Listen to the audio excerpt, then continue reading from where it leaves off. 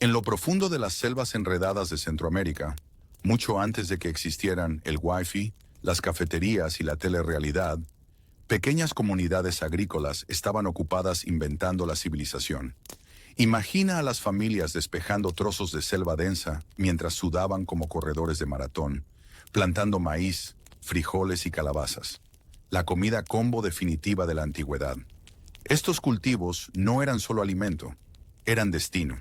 El maíz se convirtió en la superestrella de la dieta, los frijoles en el compañero confiable y la calabaza en el primo gracioso del que nadie habla, pero que igual se invita a cenar.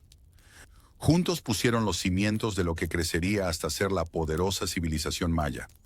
Las aves graznaban, los monos lanzaban frutas, a veces con puntería, a veces no, y los aldeanos con túnicas tejidas tarareaban canciones al ritmo de su trabajo.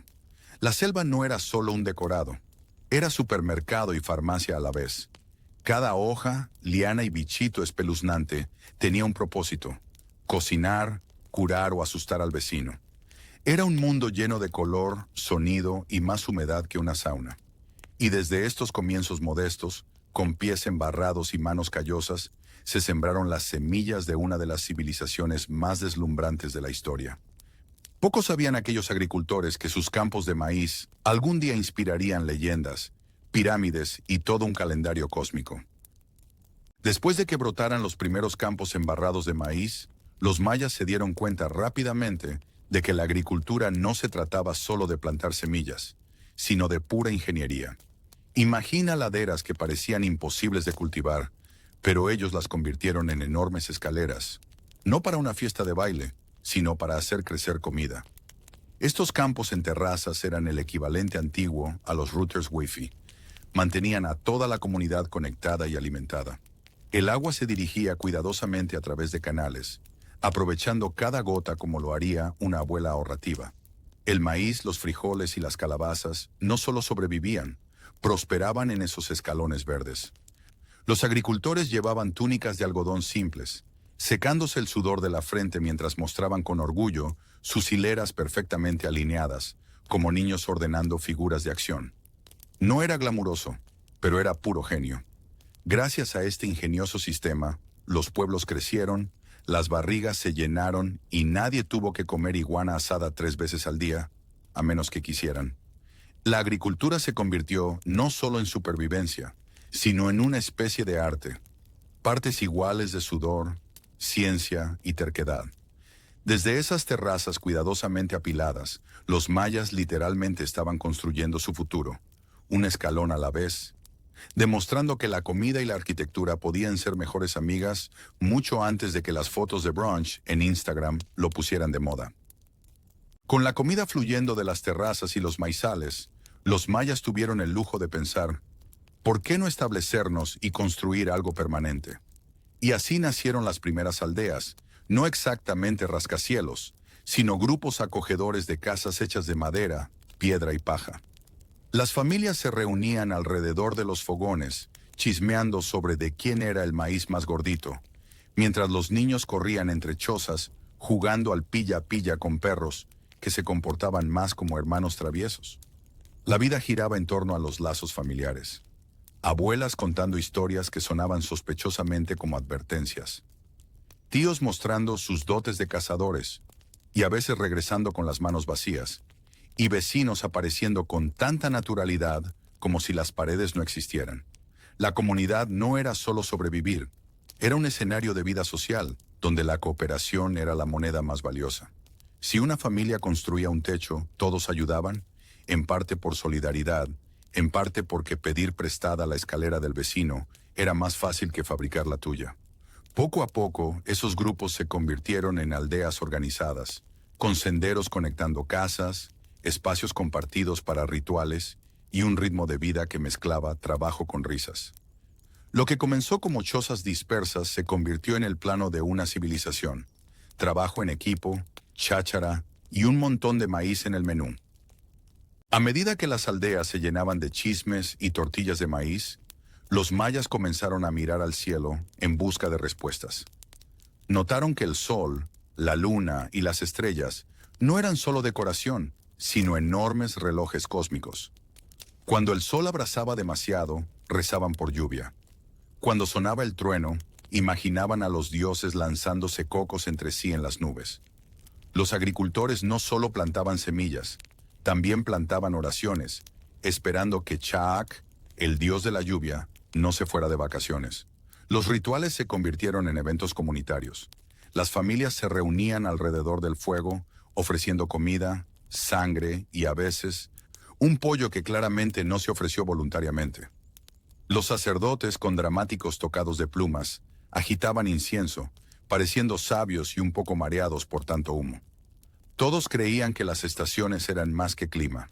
Eran estados de ánimo de los dioses, cambiando como adolescentes. Esta fe unía a la gente con la naturaleza tan estrechamente que incluso cosechar maíz se sentía como parte de un trato cósmico. Los humanos alimentan a los dioses. Los dioses alimentan a los humanos. Era un sistema de trueque espiritual donde todos esperaban salir ganando. Y así, bajo el dosel de la selva, la vida cotidiana no era solo agricultura o chismes. Era una representación sagrada, con los dioses como audiencia VIP. Con las granjas prosperando, las aldeas llenas de vida y los dioses oficialmente reservados como invitados VIP en cada ritual, los mayas estaban, sin saberlo, preparando el escenario para algo mucho más grande.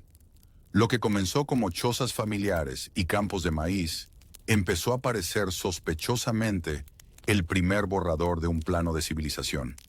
La cooperación se convirtió en organización, los rituales en instituciones, y aquellos agricultores con pies embarrados eran ahora pioneros sentando las bases de reinos.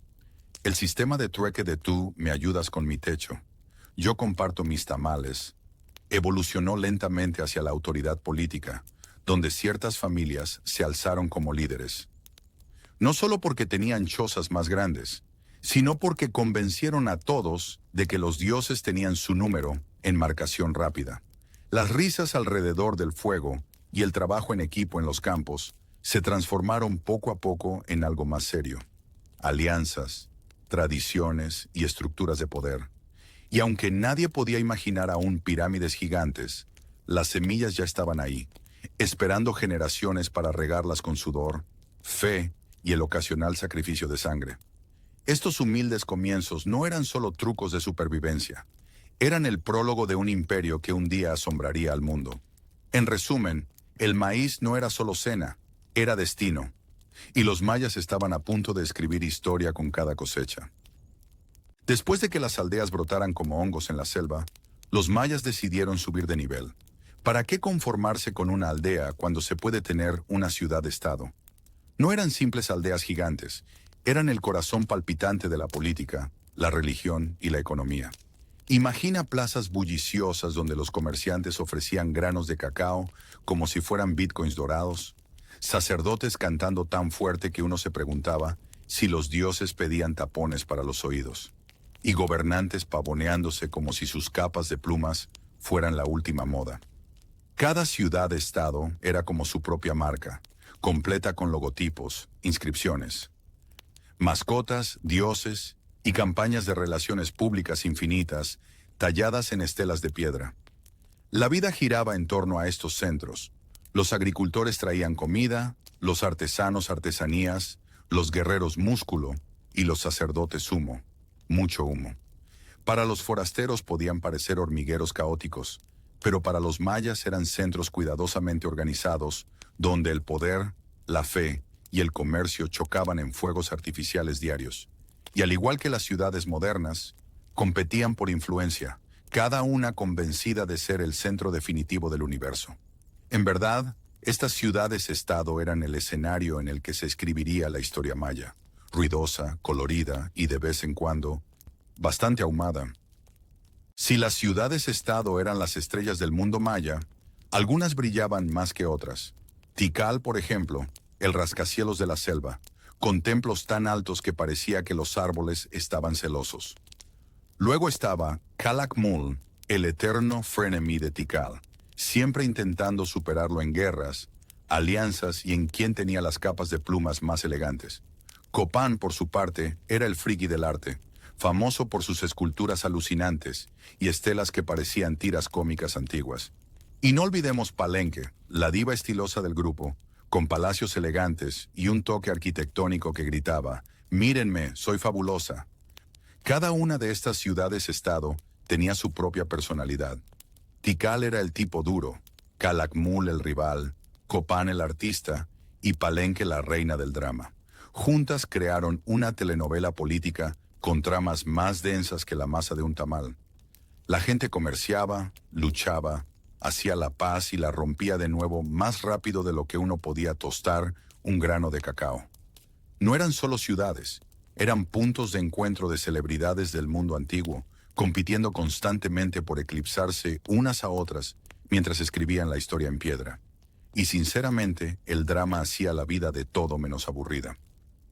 Detrás de cada ciudad-estado glamorosa había un rey, el Ayao, parte político, parte sacerdote y parte orador motivacional que se tomaba su trabajo muy en serio y muy teatralmente. Imagínalo caminando por la plaza con un tocado de plumas más alto que un aro de baloncesto, mientras todos susurraban: «Vaya, eso debe ser incómodo en los días de viento». El Ayao no estaba solo para posar. Se aseguraba de que los impuestos se cobraran, a veces en granos de cacao, a veces en trabajo. Que las guerras se libraran en el momento adecuado y que los dioses recibieran sus ofrendas regulares para que no hicieran berrinches cósmicos. Era el pegamento que mantenía unida a la sociedad. El tipo que podía bendecir la cosecha por la mañana, liderar a los guerreros al mediodía y organizar una ceremonia de sacrificio de sangre por la noche. La gente lo veía tanto como rey como operador divino de línea directa. El intermediario que podía llamar a los dioses para obtener actualizaciones del clima. Pero con gran poder venía gran estrés, especialmente cuando las ciudades-estado vecinas siempre empezaban dramas. Aún así, el Ayao prosperaba en la ceremonia, el espectáculo y la creencia de que, mientras se viera fabuloso y siguiera llegando el maíz, el universo se mantendría en equilibrio.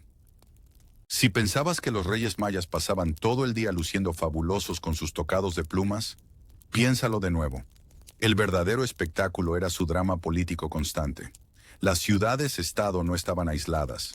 Eran como parientes en una reunión familiar interminable, a veces abrazándose, a veces lanzándose tamales unos a otros. Una semana, Tikal y Calakmul podían sellar una alianza con un matrimonio real, sonriendo para el equivalente antiguo de selfies de boda tallados en piedra. La semana siguiente estaban en guerra, con soldados pintándose la cara, gritando gritos de batalla y probablemente arrepintiéndose de haber saltado el día de pierna en el gimnasio.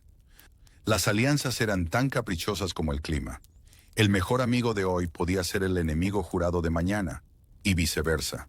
Los embajadores corrían entre ciudades, llevando regalos de cacao y jade, tratando desesperadamente de evitar que los reyes convirtieran un insulto menor en una guerra total.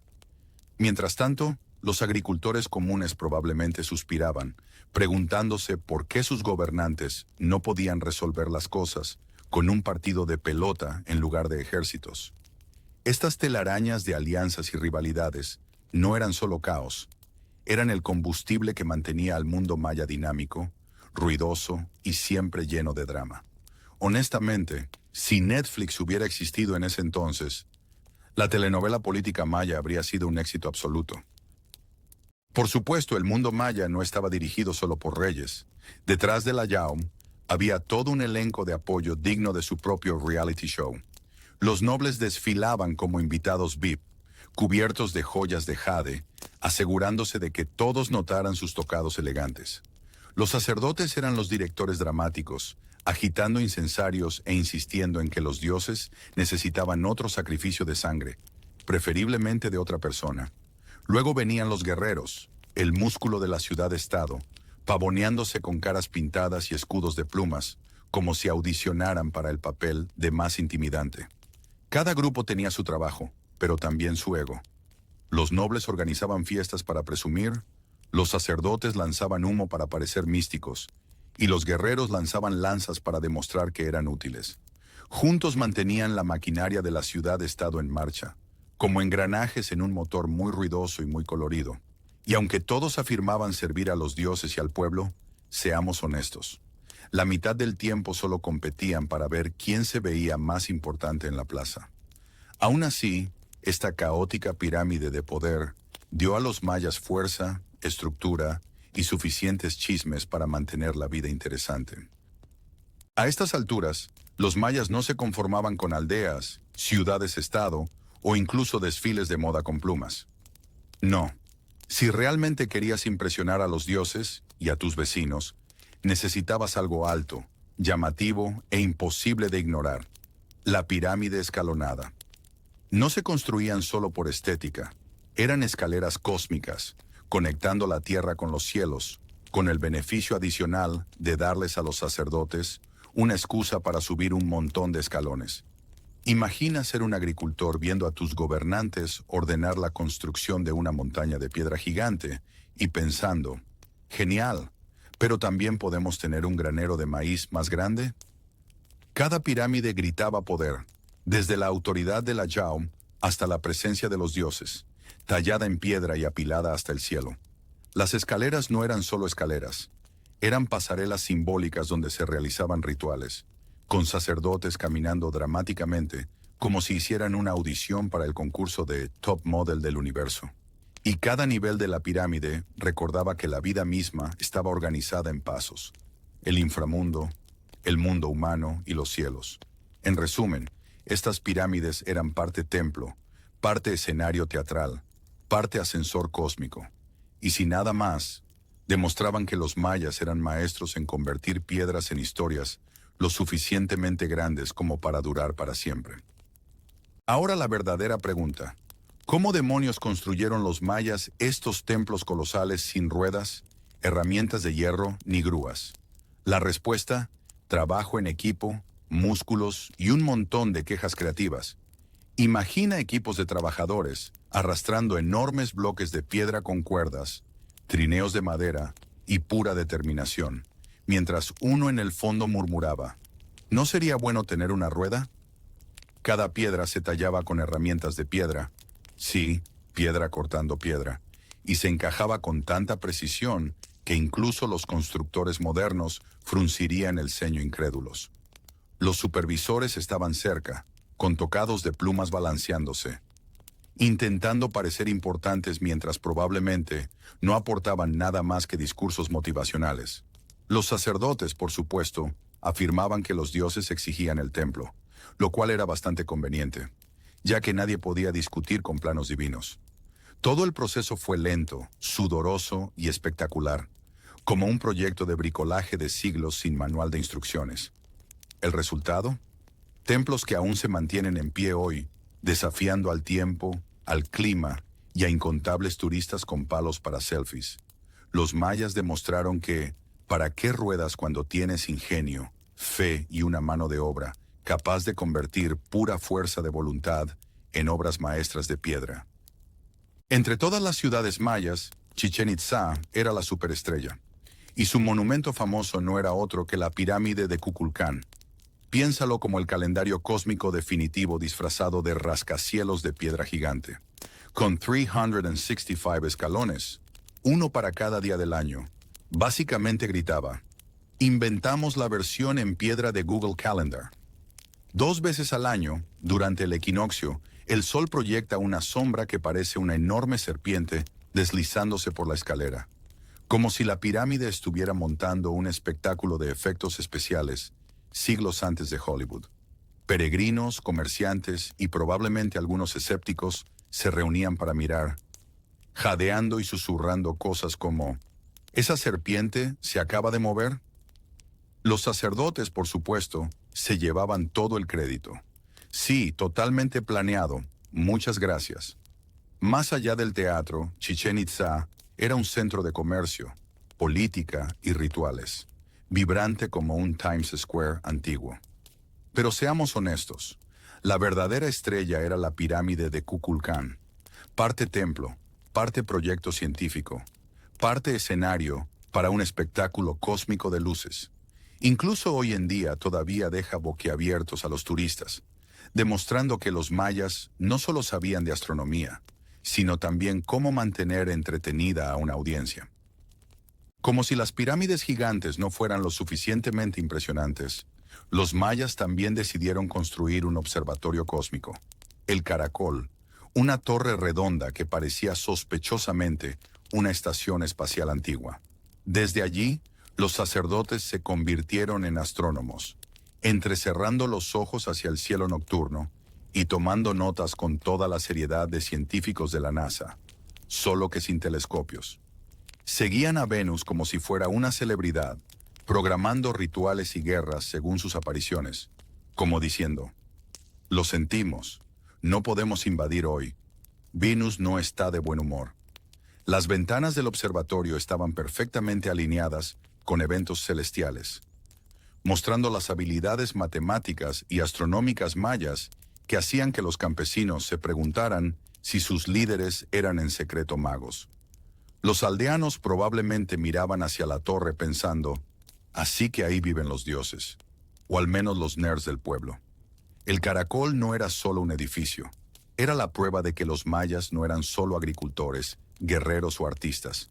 También eran contadores cósmicos, convirtiendo el cielo en un calendario gigante.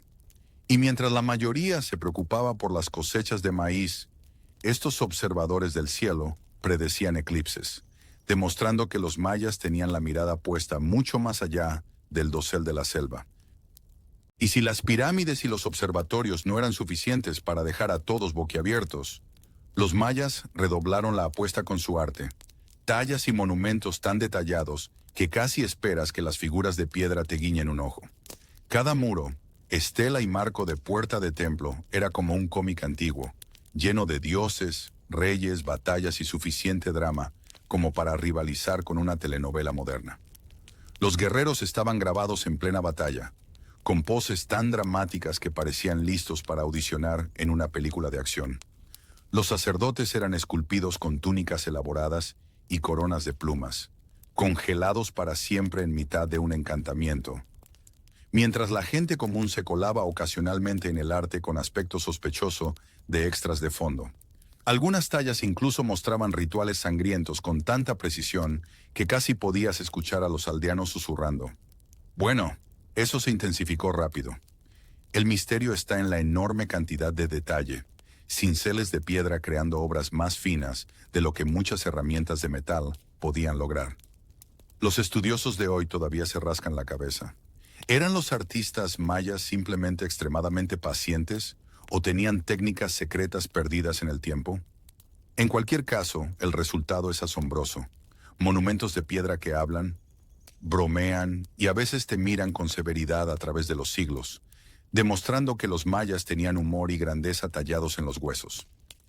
Si pensabas que uno o dos dioses eran suficientes para manejar el universo, los mayas quisieran disentir cortésmente.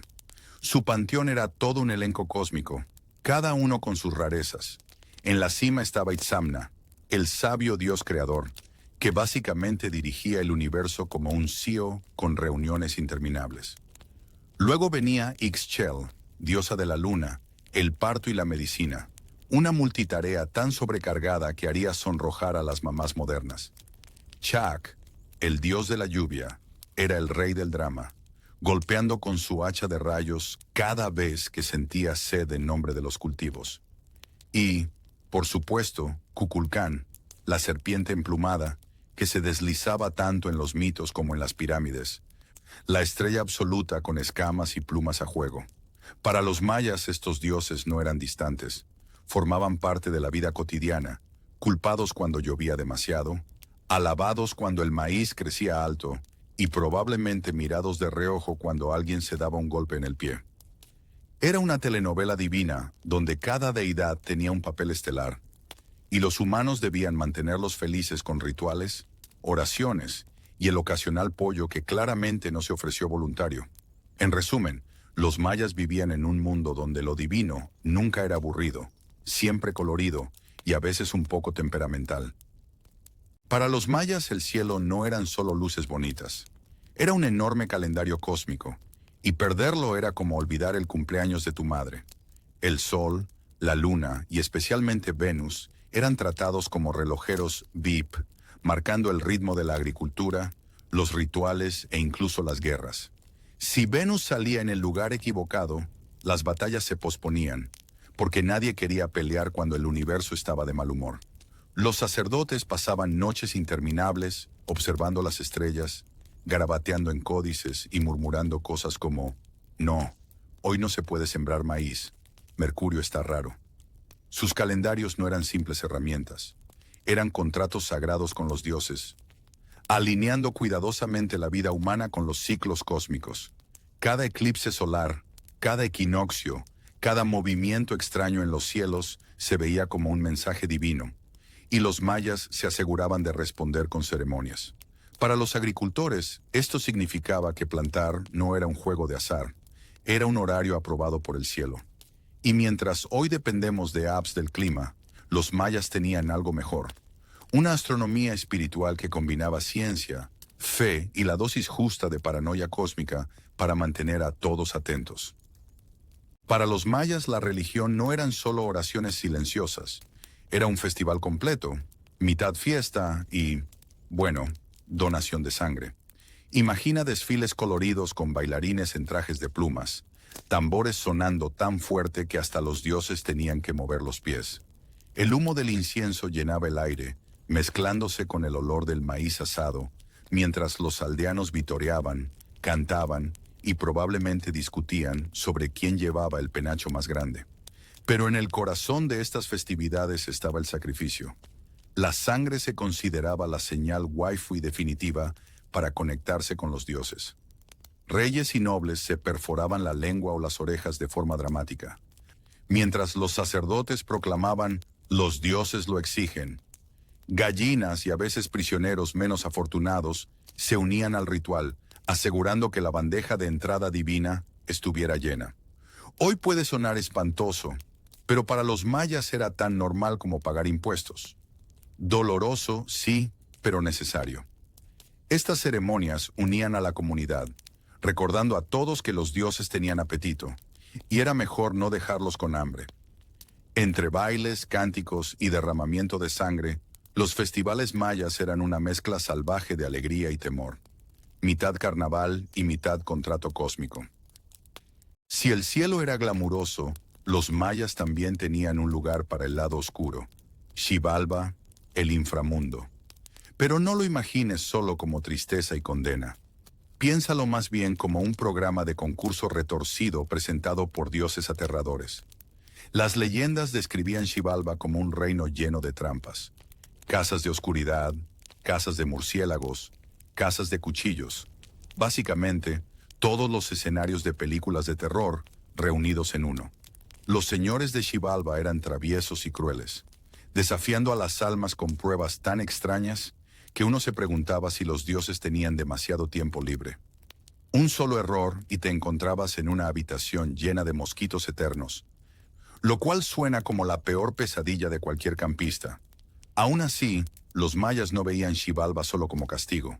Era parte del ciclo cósmico, un lugar donde la vida, la muerte y el renacimiento se mezclaban.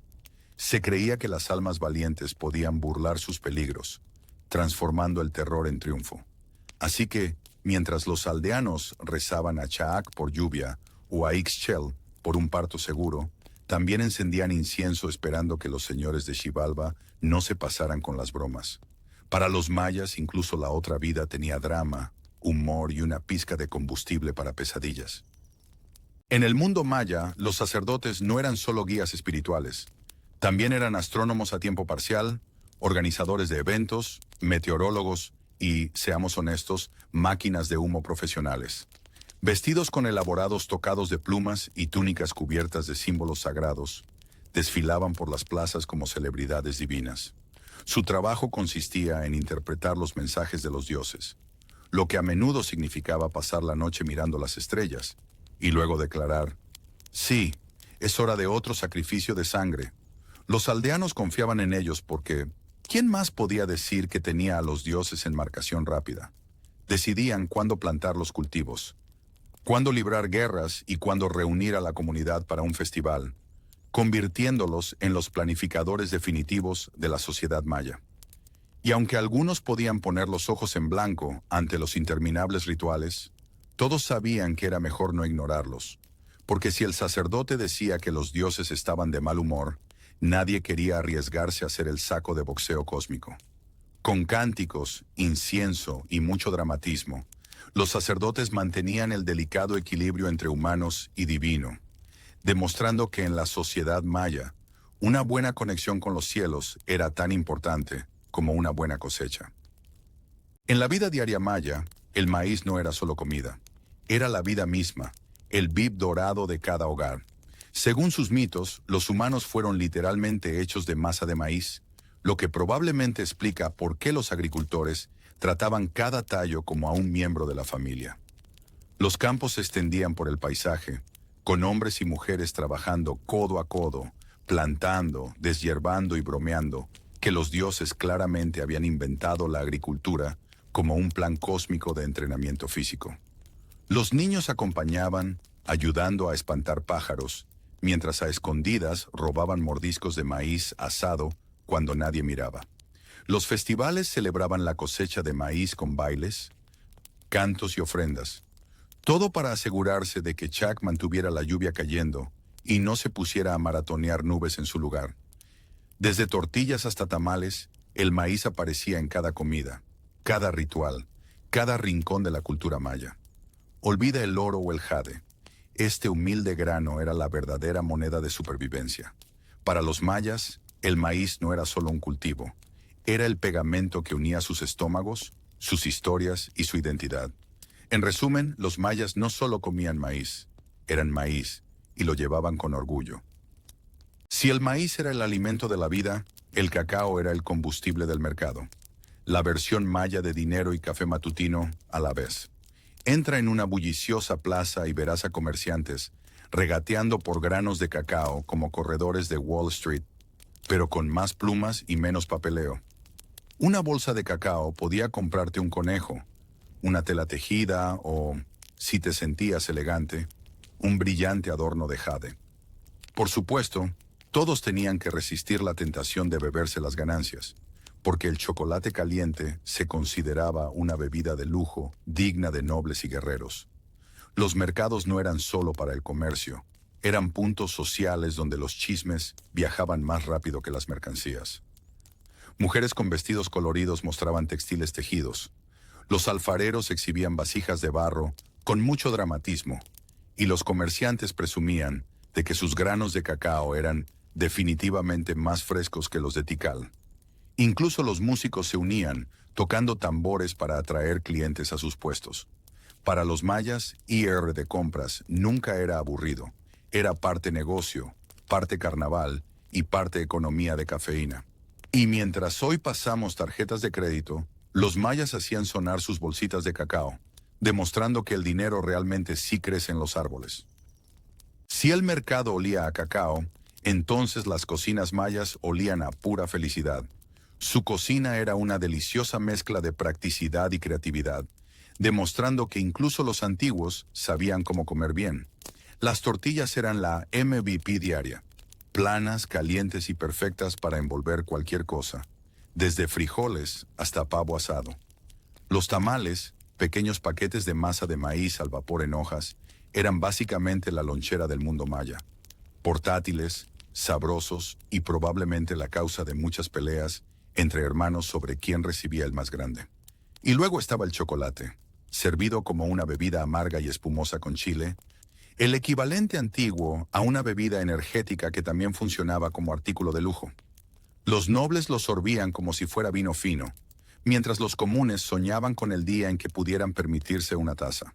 Las comidas no se trataban solo de comer, eran eventos sociales, con familias reunidas alrededor del fuego, compartiendo comida, historias y risas. Desde la humilde tortilla hasta la noble taza de chocolate, la cultura alimentaria maya era prueba de que las buenas comidas podían llenar tanto el estómago como el espíritu. Y, siendo sinceros, ¿quién no cambiaría una moneda de oro por un tamal caliente en un día lluvioso? Si crees que los desfiles de moda son inventos modernos, los mayas se reirían educadamente. Sus vidas cotidianas estaban llenas de color y estilo, convirtiendo cada plaza en una pasarela. Los hombres vestían túnicas y capas de algodón, mientras que las mujeres deslumbraban con huipiles bordados con patrones geométricos, que probaban que la geometría no era solo para la clase de matemáticas.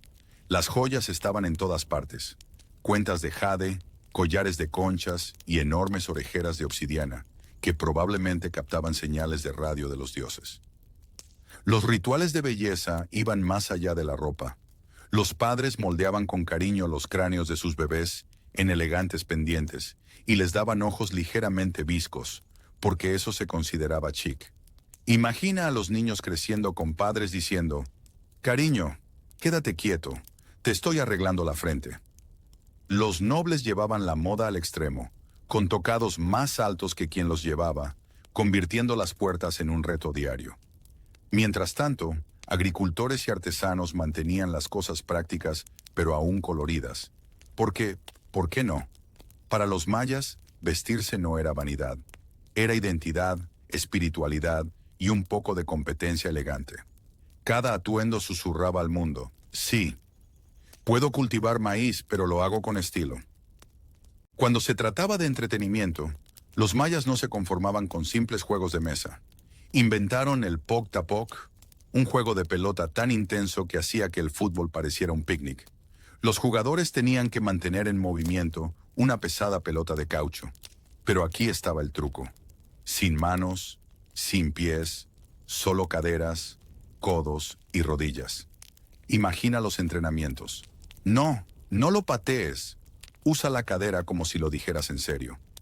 Las canchas eran enormes arenas de piedra donde las multitudes vitoreaban con entusiasmo, convirtiendo cada partido en una mezcla de deporte, ritual y drama comunitario.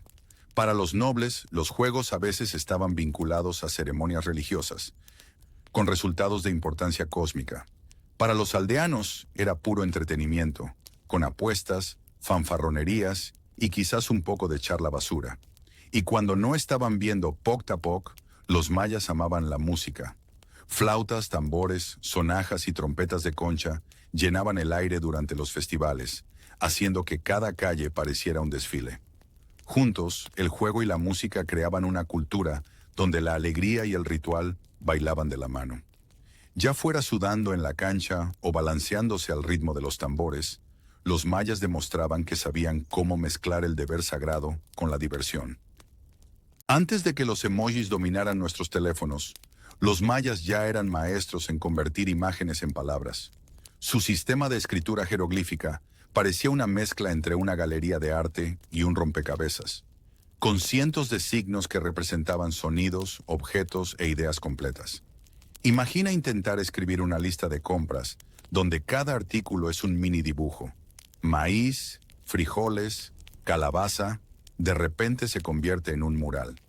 Los escribas tallaban y pintaban estos glifos en piedra, códices y cerámica, asegurándose de que la historia, los mitos y las fanfarronadas reales quedaran preservadas para la eternidad.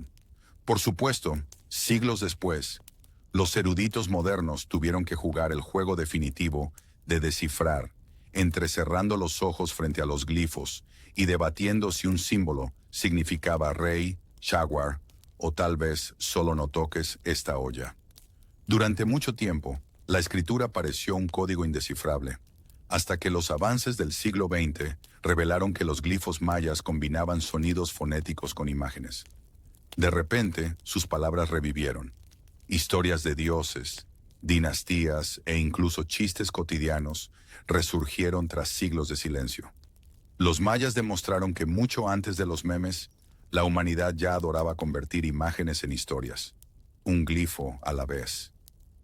En el gran teatro de la sociedad maya, los escribas eran las estrellas de rock no reconocidas, parte historiadores, parte narradores, parte magos con plumas. Sentados con sus códices de papel de corteza o cincelando en piedra, transformaban chismes reales, mitos épicos y cálculos cósmicos en elegantes jeroglíficos. Imagina a un rey entrando en batalla. Luego imagina al escriba escribiendo: «Su majestad la rompió totalmente hoy». Estos escribas no solo registraban hechos, moldeaban el legado, decidiendo qué victorias serían recordadas y qué derrotas vergonzosas desaparecerían en silencio. Los nobles dependían de ellos como los políticos modernos dependen de sus redactores de discursos, porque cada glifo era a la vez propaganda y poesía. Sus escritorios no eran oficinas tranquilas. Trabajaban bajo la mirada de sacerdotes, gobernantes y aldeanos curiosos, todos esperando ver qué historia quedaría tallada para la eternidad. Y aunque parecían serios, casi puedes imaginar una sonrisa pícara cuando añadían un toque extra al triunfo de un rey.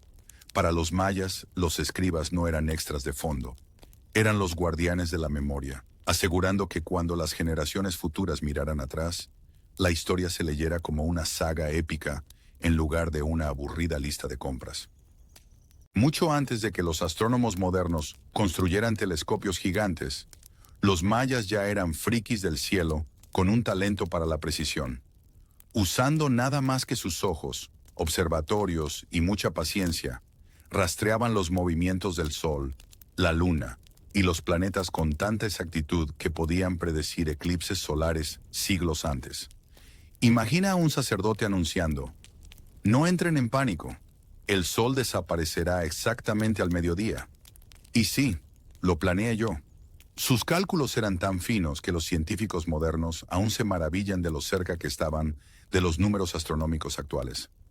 Usaban estos datos cósmicos no solo para la agricultura, sino también para decidir cuándo organizar grandes festivales, o, como podríamos llamarlo, planificación divina de fiestas. Para ellos, los cielos eran un enorme reloj cósmico, marcando patrones que solo los observadores más dedicados podían descifrar.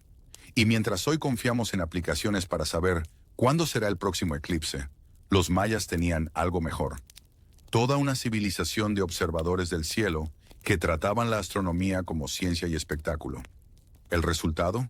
Una mezcla de matemáticas, fe y teatralidad que hacía que el cosmos pareciera una función de barrio. Si crees que llevar un calendario es difícil, los mayas tenían 3, y lograban manejarlo sin olvidar un cumpleaños. Primero estaba el HAP, un calendario solar de 365 días, perfecto para la agricultura y saber cuándo cosechar maíz sin adivinar. Luego estaba el Tzolkin, un calendario sagrado de 260 días que los sacerdotes usaban para rituales, poner nombres a los bebés y probablemente decidir el equivalente cósmico de un número de la suerte en la lotería. Finalmente, el conteo largo, una gran línea temporal que se extendía a lo largo de siglos, haciendo que nuestras resoluciones de Año Nuevo parecieran vergonzosamente a corto plazo. Juntos, estos calendarios funcionaban como un cubo de Rubik cósmico, entrelazando ciclos de días, meses y eras. Escribas y sacerdotes los seguían con una precisión impresionante, anunciando: buenas noticias, hoy es un día propicio para plantar frijoles, pero terrible para cortarse el pelo. Cuando el conteo largo se reiniciaba, no era el fin del mundo, lo siento, memes de 2012, sino el comienzo de un nuevo ciclo, como presionar refrescar en el universo. Los mayas demostraron que el tiempo no era solo una línea recta, era un baile de números, rituales y coreografía cósmica. Para los mayas el cerebro y los ladrillos iban de la mano. Su conocimiento no solo estaba escrito en libros, sino tallado en ciudades enteras. Tomemos sus matemáticas. Inventaron el concepto de 0 siglos antes que gran parte del mundo, demostrando que iban adelantados mientras el resto de la humanidad seguía contando con los dedos. Con esta genialidad matemática, diseñaron ciudades con simetría impresionante, pirámides alineadas con las estrellas y canchas de pelota que reflejaban el orden cósmico.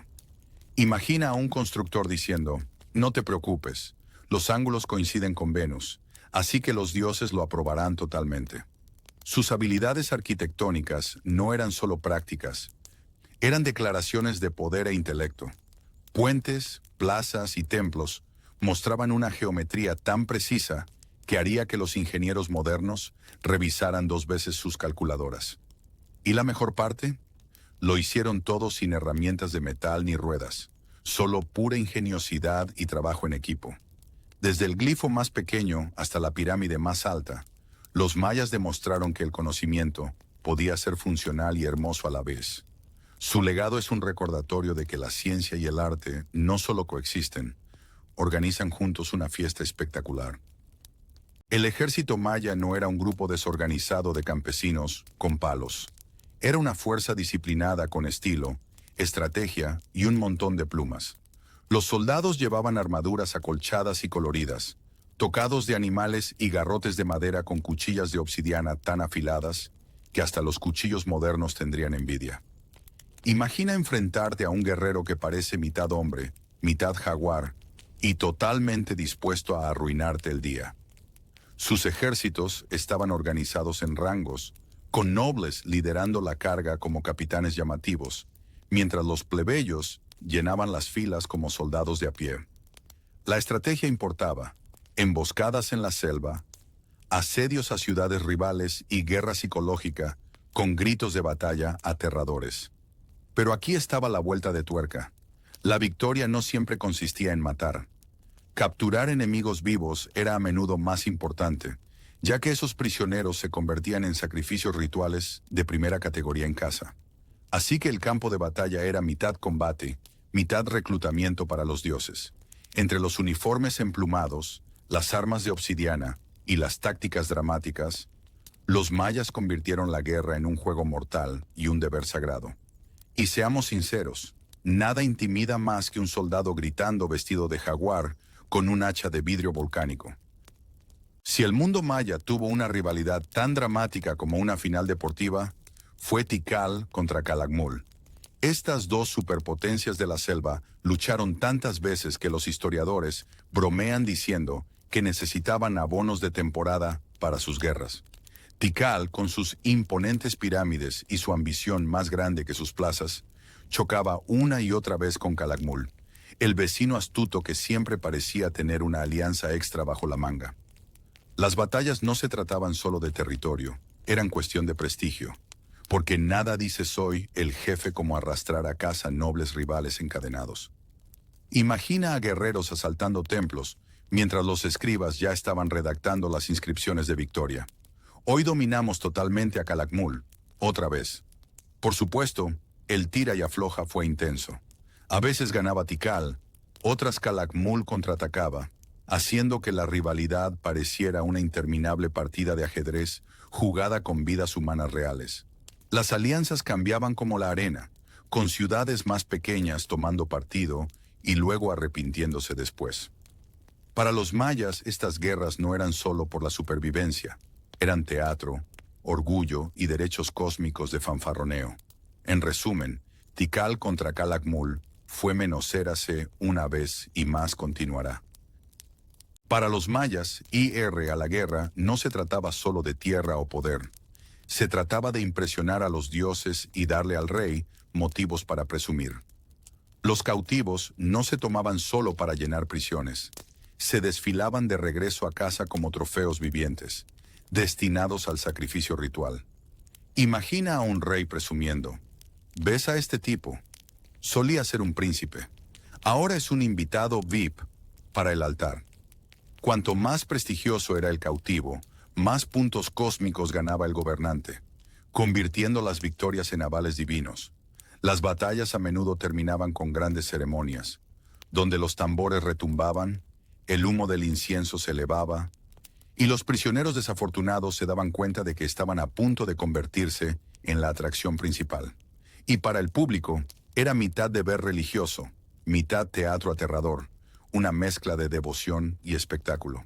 Para los mayas, la sangre no era solo vida, era combustible sagrado para mantener el universo funcionando, como aceite para el motor cósmico. Así que cuando los reyes lideraban a sus ejércitos, no eran solo generales, eran productores del drama ritual definitivo, con el campo de batalla como escenario y los dioses como audiencia. No todos los encuentros mayas terminaban con cuchillas de obsidiana. A veces terminaban con granos de cacao y espejos de obsidiana cruzando fronteras. El comercio con Teotihuacán y otras civilizaciones convirtió los bulliciosos mercados en conferencias internacionales, solo que con más plumas y menos PowerPoints. Imagina a un comerciante maya regateando por jade, mientras su contraparte de Teotihuacán insiste en añadir unas plumas exóticas de ave como oferta adicional. Estos intercambios no se trataban solo de cosas, se trataban de prestigio, política y presumir. Un rey que aseguraba importaciones de obsidiana podía presumir de armas más fuertes, mientras que otro que traía plumas coloridas de quetzal podía pasearse como el gobernante mejor vestido de la galaxia. Y no olvidemos el cacao, el grano que servía tanto como moneda como kit inicial de chocolate caliente.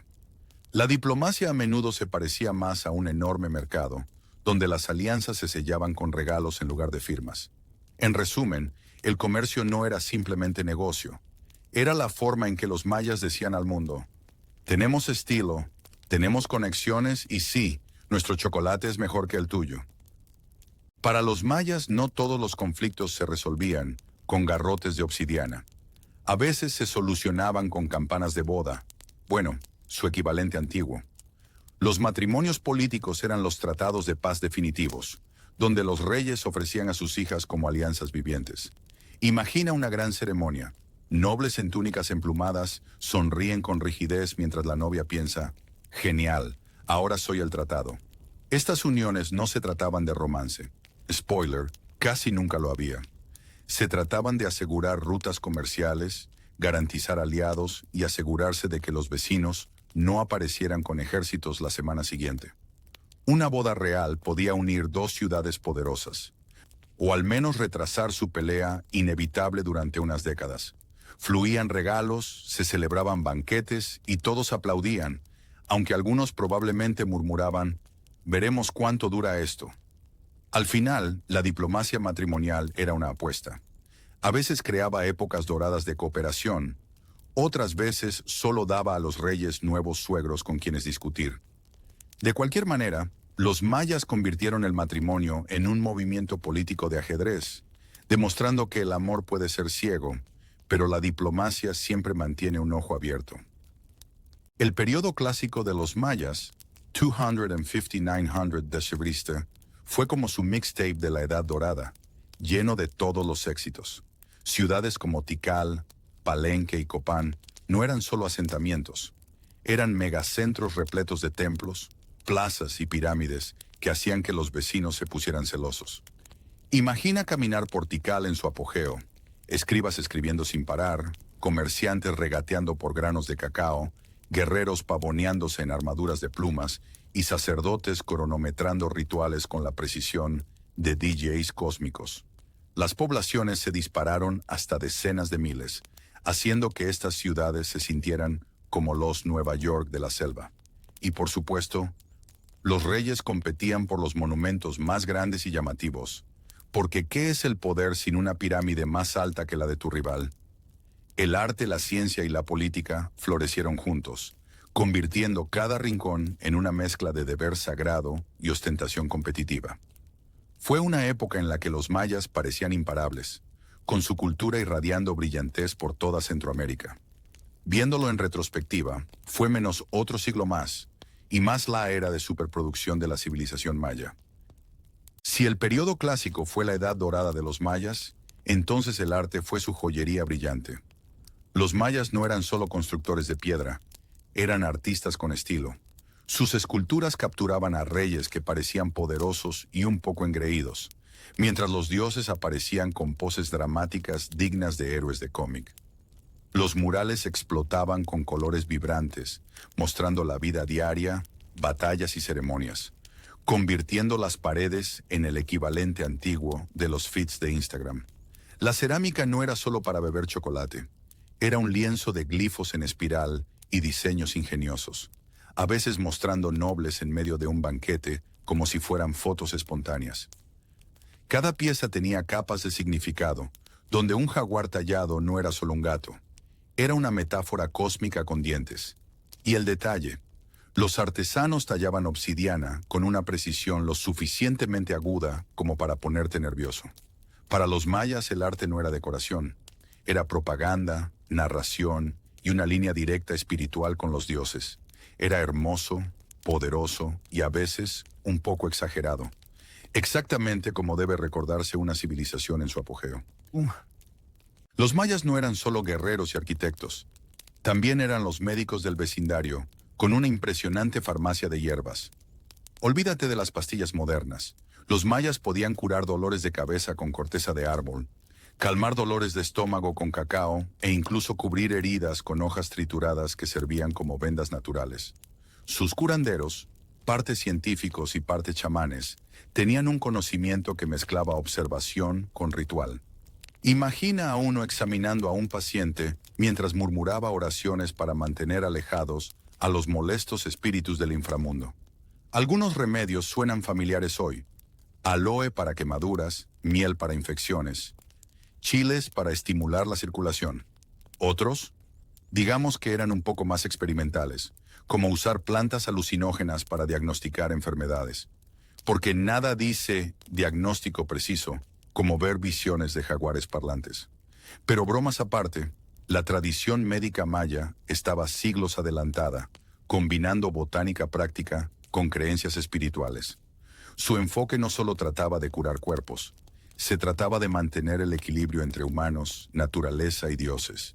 En cierto modo, cada curandero era tanto farmacéutico como negociador cósmico, armado con hierbas, cantos y tal vez una pizca de chile. En la Edad Dorada Maya, la sociedad estaba organizada como una lista de invitados muy estricta para una fiesta. En la cima estaban los reyes y reinas, disfrutando de tronos emplumados y bebidas de cacao tan espesas que requerían una cuchara. Los nobles desfilaban como influencers, mostrando joyas de jade y tocados elegantes. Los sacerdotes, mientras tanto, manejaban tanto el calendario como el bienestar espiritual de todos. Imagina a un astrólogo mezclado con un coach de vida. Debajo de ellos, los escribas eran las estrellas intelectuales del rock, escribiendo la historia con glifos que solo la élite podía leer, convirtiéndolos en los guardianes del chisme de la civilización.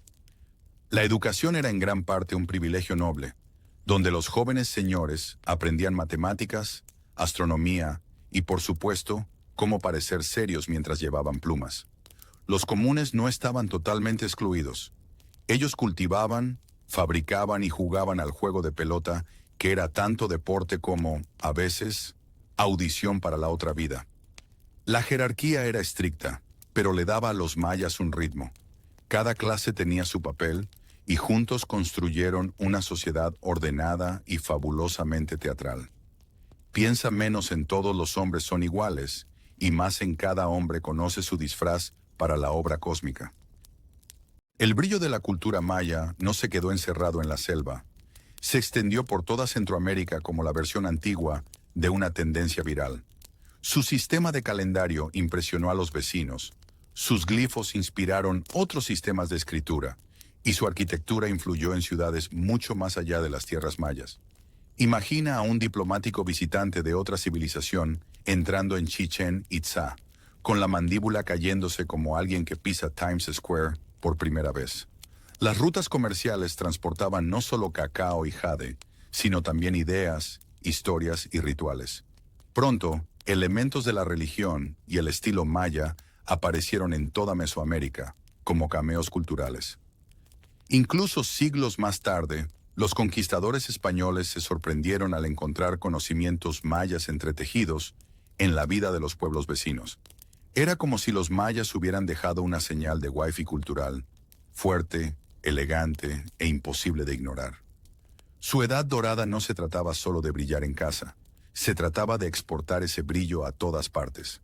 Y seamos honestos, ¿quién no querría copiar a la civilización que logró combinar chocolate, pirámides y matemáticas cósmicas en un solo paquete deslumbrante? Por gloriosas que fueran las ciudades mayas, ni las pirámides más grandes podían detener el drama de la familia real. Las crisis internas estallaban como telenovelas en avance rápido. Los reyes peleaban con sus hermanos, los nobles conspiraban en secreto, y a veces, ciudades enteras se dividían en bandos rivales más rápido de lo que podías decir. ¿Quién se queda con la corona de jade? Los golpes y levantamientos se hicieron tan comunes que un visitante podría preguntarse si el palacio tenía puertas giratorias. Los ciudadanos, antes impresionados por gobernantes divinos, empezaron a dudar si esos reyes emplumados eran dioses o simplemente alborotadores muy caros. Los ejércitos marchaban no solo contra enemigos externos, sino también contra vecinos e incluso antiguos aliados dentro de las murallas. ¿El resultado? Caos sin fin, con líderes demasiado ocupados discutiendo quién se sentaba en el trono más lujoso como para notar que el imperio tambaleaba. El conflicto interno no solo debilitó políticamente a los mayas, consumió sus recursos, dividió sus lealtades y dio a sus rivales motivos de sobra para reírse. En resumen, el poderoso imperio empezó a tropezar con sus propias sandalias, demostrando que a veces la mayor amenaza no está fuera de los muros, sino sentada justo en el trono. Como si el drama del palacio no fuera suficiente, la naturaleza decidió sumarse. Los mayas enfrentaron el cambio climático en forma de largas y tercas sequías, como si el cielo hubiera cancelado la suscripción a la temporada de lluvias. Los ríos se encogieron, los cultivos se marchitaron, y los campesinos miraban sus campos de maíz resecos con caras de ¿en serio? ¿Otra vez? Sin lluvias constantes, la famosa dieta a base de maíz se convirtió en una crisis a base de maíz. Los graneros se vaciaban más rápido que los chismes en el mercado, y las comunidades comenzaron a luchar contra la hambruna. Los sacerdotes intentaron todos los rituales posibles, ofreciendo sacrificios y cantando bajo un sol abrasador, pero las nubes se negaban obstinadamente a aparecer.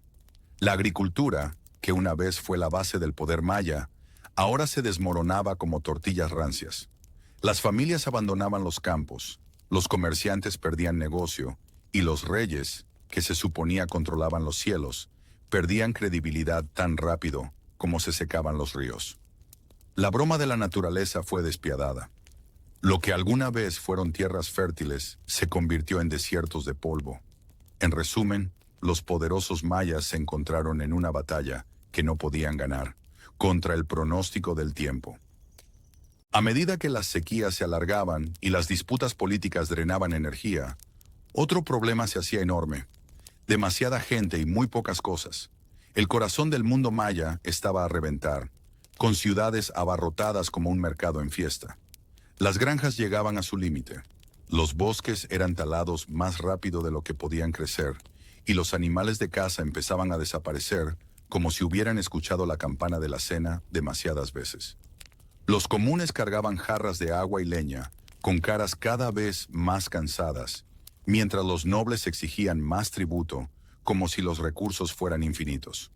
Pronto, las carencias afectaron a todo, desde la comida hasta la leña y el suelo fértil. Los agricultores trabajaban más duro para cosechas más pequeñas, y los comerciantes luchaban por encontrar bienes dignos de intercambio. Era como si la tierra misma hubiera alcanzado el límite de su tarjeta de crédito y finalmente llegara la factura. La superpoblación convirtió al imperio en una olla a presión. Bocas hambrientas, campos menguantes y menos recursos provocaron disturbios que ni las pirámides más grandiosas podían ocultar. Los mayas no fueron derrotados por la pereza, simplemente fueron superados en número por su propio éxito. Como si las luchas internas, las sequías y la superpoblación no fueran ya suficientes, los mayas tuvieron que lidiar con un último dolor de cabeza: las invasiones y las influencias externas. Los grupos vecinos, oliendo la debilidad como jaguares husmeando la cena, cayeron para saquear ciudades y reclamar territorios. Comerciantes extranjeros llegaron con objetos brillantes, pero también con políticas engañosas, formando alianzas que se convertían en traiciones más rápido de lo que podías cambiar un grano de cacao. Guerreros que antes luchaban gloriosas rivalidades entre ciudades de repente tuvieron que defenderse de enemigos completamente nuevos en sus puertas. Algunos forasteros trajeron estilos de lucha diferentes, nuevas armas o simplemente un talento especial para causar caos.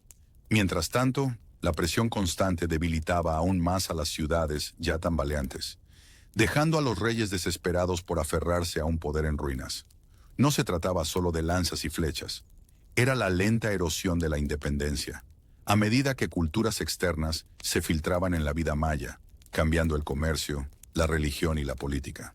Al final, la presión extranjera fue como el empujón final a una pirámide tambaleante. No construyó el colapso, pero sin duda le dio el último y decisivo golpe. Para los siglos 9 Miami-Maynes, muchas grandes ciudades mayas empezaron a parecer más pueblos fantasmas que centros bulliciosos de poder. Las calles, antes llenas de comerciantes y charlas, ahora resonaban solo con grillos, mientras las plazas abandonadas acumulaban polvo en lugar de multitudes. Las pirámides gigantes quedaban ahí, incómodas, como muebles enormes que nadie tenía energía para mover, con sus escalones cubiertos de maleza.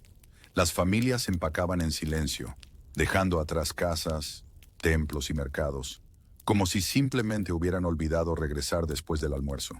Los estudiosos aún debaten las causas exactas: sequías, guerras, política o quizá una broma cósmica de los dioses.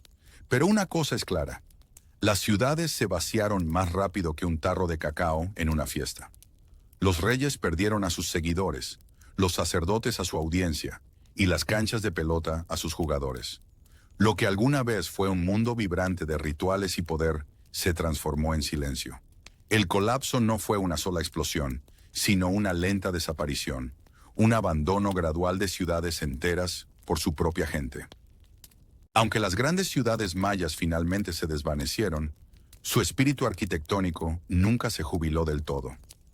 Mira a tu alrededor hoy y verás ecos de su genialidad apareciendo en lugares sorprendentes. ¿Esos escalones en forma de pirámide? Puedes ver su influencia en estadios modernos e incluso en algunos edificios gubernamentales que parecen estar a un penacho de plumas de organizar una ceremonia de sacrificio. Arquitectos de todo el mundo estudiaron la habilidad maya para mezclar belleza con precisión cósmica, especialmente su obsesión por alinear templos con las estrellas. Era como si la planificación urbana antigua tuviera un GPS secreto, solo que, en lugar de satélites, funcionaba con constelaciones. Incluso los rascacielos de vidrio elegante a veces toman prestada la geometría imponente de las pirámides mayas, solo que con menos jaguares y más ascensores. Sus estéticas talladas en piedra, sus enormes plazas y sus terrazas escalonadas sentaron las bases de cómo la humanidad construye monumentos duraderos. Puede que los mayas no inventaran el acero o el hormigón, pero su sentido del equilibrio, la simetría y el dramatismo todavía inspira a constructores que quieren que su obra se mantenga en pie, y con suerte no se derrumbe antes del próximo milenio. Los mayas pudieron haber dejado atrás sus grandes ciudades, pero su lengua y su cultura están lejos de extinguirse. Hoy en día, millones de personas en México, Guatemala y Belice todavía hablan lenguas mayas, demostrando que la lengua de los antiguos tiene mejores habilidades de supervivencia que la mayoría de las estrellas de reality shows. En los pueblos, las abuelas cuentan cuentos antes de dormir que suenan como sagas épicas, mientras los niños ponen los ojos en blanco, pero en secreto memorizan cada palabra. La ropa tradicional, vibrante con patrones tejidos, convierte a los mercados cotidianos en pasarelas de moda con las que París solo podría soñar. Los festivales siguen latiendo con música, danza y rituales que harían que incluso el historiador más serio quisiera unirse a la conga. Y no olvidemos la comida. Los queridos tamales y las bebidas de chocolate no son solo bocadillos, son máquinas del tiempo comestibles que conectan a las familias modernas con sus antepasados. A pesar de siglos de colonización y presión cultural, el mundo maya se niega a desaparecer. Simplemente se adapta, mezclando lo viejo con lo nuevo, recordándonos que la herencia puede ser tanto antigua como muy viva. Si Indiana Jones hubiera tenido una tarjeta de viajero frecuente, el mundo maya la habría saturado hace siglos. Los arqueólogos siguen descubriendo templos, pirámides y glifos misteriosos que ponen los libros de texto patas arriba y obligan a los museos a reorganizar sus estantes cada pocos años.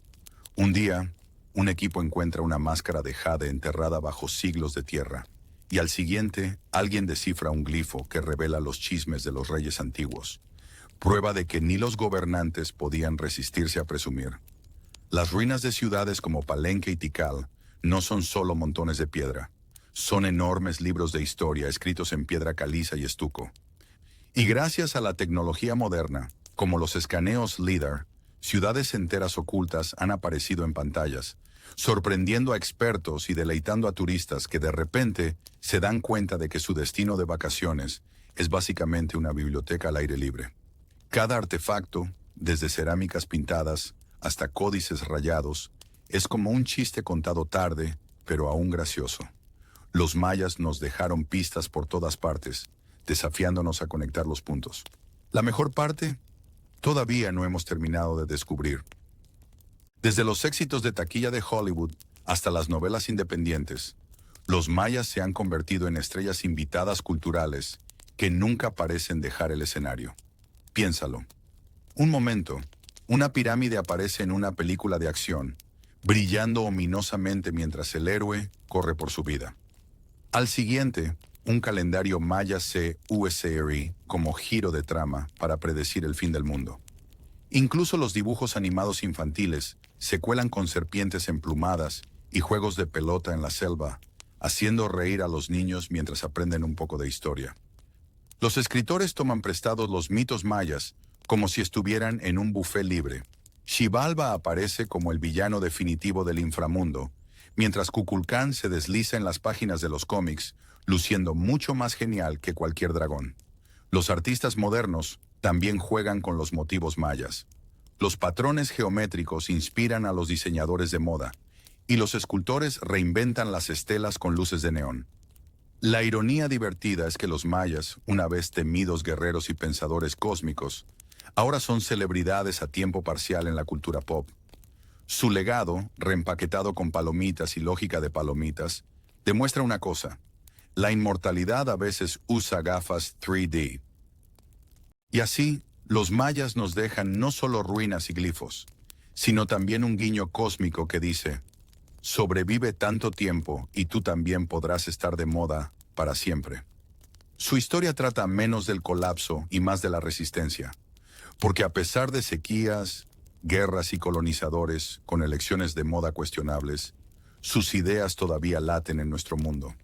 Desde la forma en que construimos, hasta los alimentos que comemos, pasando por los mitos que se cuelan en nuestras películas, los mayas susurran a través de los siglos: la creatividad es inmortalidad. Su civilización pudo haber tropezado, pero su espíritu encontró la manera de colarse en la era moderna, disfrazado de barras de chocolate, mapas estelares y cameos en la cultura pop. La lección lúdica es clara: no necesitas durar para siempre si tu influencia sigue reapareciendo como el personaje de videojuego más terco del mundo. Los mayas nos recuerdan que las civilizaciones no simplemente desaparecen, evolucionan, se adaptan y a veces se cuelan en el futuro. En resumen, su regalo inmortal es la prueba de que el brillo nunca se jubila de verdad, solo cambia de traje.